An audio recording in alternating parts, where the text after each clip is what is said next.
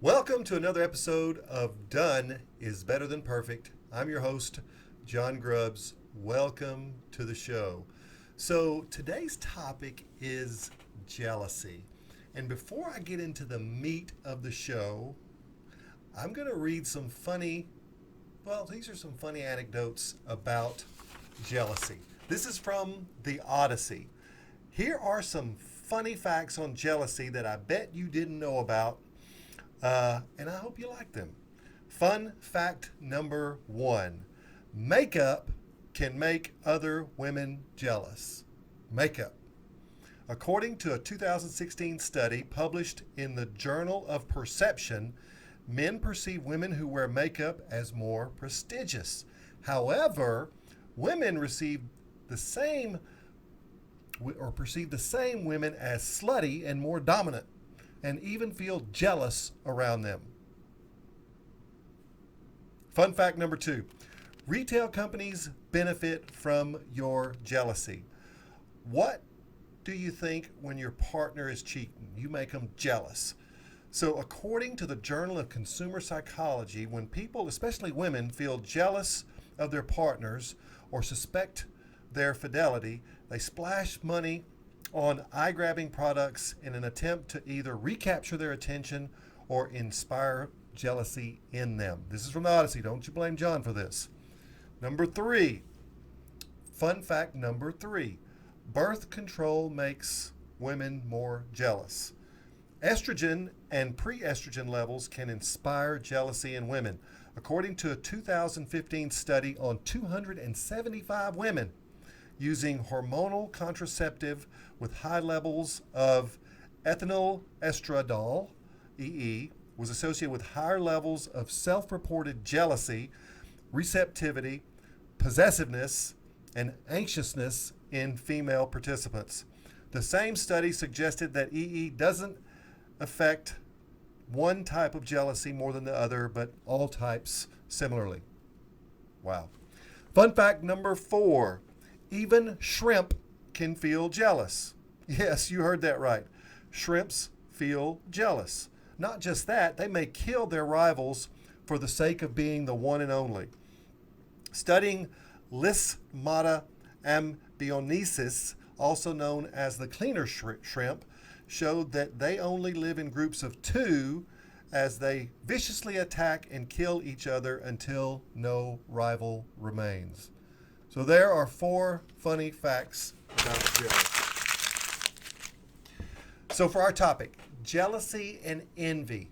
It is the hidden barrier in the workplace. And here's what's funny about it: it cannot be seen, it cannot be proven, and it can't even really be confirmed. Only the person feeling jealous knows the truth. And most people feeling jealous they're not going to admit to doing so. They're not going to admit that they're jealous. So it's something that exists. We all know it exists, but it cannot be seen, proven, or confirmed. Now, listen to this quote from Corinthians: "You are still worldly. For since there is jealousy and quarreling among you, are you not worldly? Are you not acting like mere humans?" So this jealousy thing has been around for a long, long time, fam. So in a recent Fortune 500 or Fortune magazine article, Megan Hustad says that competitive feelings can spark intense rounds of self-reflection. In other words, feeling competitive. And when we see someone whose career is taking off, and then we start to ask ourselves, what fatal flaw do we have? What keeps us from doing the same? Either we're not talented enough, or worse, we're too lazy, shy, or just difficult to capitalize on it ourselves. And then in the Harvard Business Review article, Tanya Menon and Lee Thompson say that people also tend to distance themselves from their objects of envy. In other words, though friendly competitors challenge each other, enviers have a difficult time learning from and collaborating with others. You can be great at your job and stink at being a teammate, especially if jealousy is involved. So this can lead to disruptions or oversight and just simply the work not getting done. So here's what I'm bringing to you today. This is what I'm putting down. This is what I'm going to give you for showing up ready to listen today. I'm going to give you 6 ways to deal head on with jealousy at work. 6 ways to have a direct impact on jealousy at work. So here's number 1. Hang on, enjoy the ride. Number 1, look for indicator words and phrases. These indicator words and phrases will let you know that someone's feeling jealous. They may use words like, it's not fair. It's just not fair. It's a jealous person. They might say something like, he's the favorite. By default, that means they're not the favorite. Or she doesn't like me. Or they may say things, look what I did. Look what I did. They're trying to get affirmation. Or they may say something like, he makes it look easy. He makes it look so easy. Or here's my favorite, they may say things like, it's my turn. I'm next in line. People like that are struggling with some degree of jealousy. Number 2, have a carefrontation with the suspected jealous individual. Ooh, you like that word? Carefrontation. A caring confrontation. Have a carefrontation with the suspected jealous individual. And respectfully remind them that you are happy for the other individual and that you're proud of their success. It will just completely squash all their negativity. Be kind, be strong while deflecting the emotion of jealousy. Here's number 3. Celebrate the source of the jealousy without comparing them to others. In other words, make it a big deal when you see someone's success and express it as an opportunity for others to do the same. Let people know that they too can be a success. Number 4, focus on leading indicators rather than trailing indicators. This is one of my favorite. In his book, Outliers, which by the way is a must read. If you're looking for your next book and you've never read Outliers by Malcolm Gladwell, get the book. Get the book. Pause the video, get the book. Gladwell describes the incredible hard work most extremely successful people have put in for their time of success. He describes it as 10,000 hours, which he explains it, but it's an equivalent of about 10 years of practice that often predicate our opportunity for success. So when you see someone that's successful, what he said is they have more than likely put in 10,000 hours of practice in order to achieve what they did. And guess what? If we haven't put in the time, there's no reason to be jealous.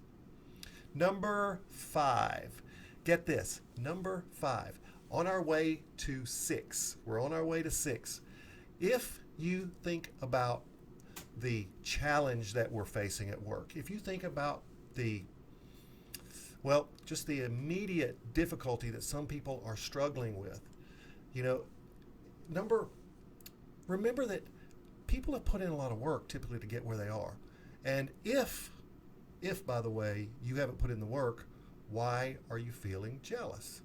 Why are you feeling frustrated? Why are you acting the way you are? So here's number 5. If you're a leader, especially if you're in a leadership position, do not ignore a jealous situation. It is so important to confront and deal with jealousy if you're the boss. And if you see it among your subordinates, address it immediately. Confront it head on for the benefit of the organization and the others in the group. Pull them aside and discuss the actual behavior in private. Don't just let that exist, folks. It can be toxic for the rest of your team. And here's number 6. This is probably the most proactive, forward way of dealing with jealousy. Use jealousy as a catalyst for improvement. Use envy to show potential rewards. Let the hater, I said hater, know that you expect them to do the same things in order to get better. Tell them that you're expecting the same from them.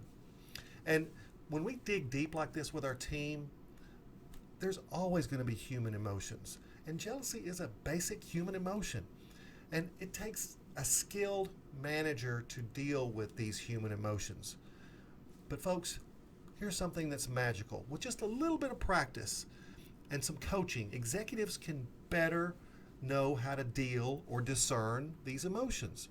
And these emotions, if not dealt with, will kill productivity.